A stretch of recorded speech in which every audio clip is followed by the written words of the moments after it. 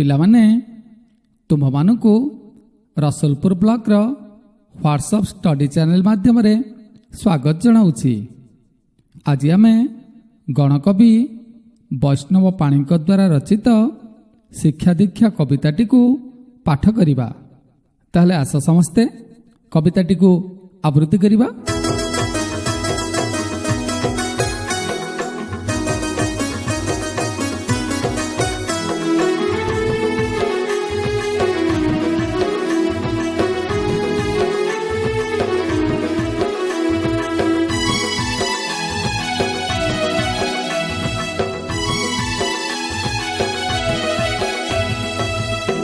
शिक्षा कर पितृभक्ति दीक्षा कर एही नीति भिक्षा कर पछे सत्य बाट न छाड़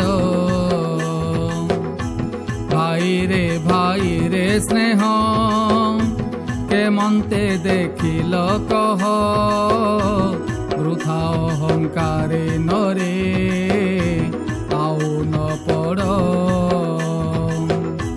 सीता ठारू पतिव्रता शिक्षा कर एही कथा शिखाई महिला गणे सुजस लोड़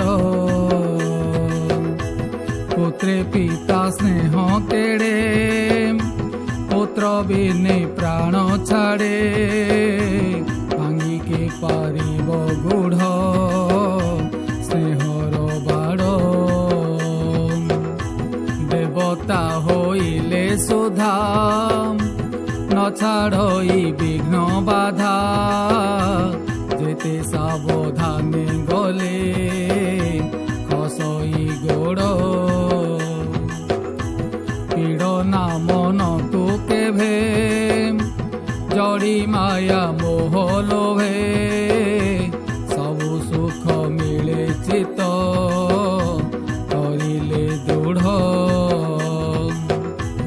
राम बनवास देखी हे दर्शके हुओ सुखी से पद पंकजे ध्याई करकु जोड़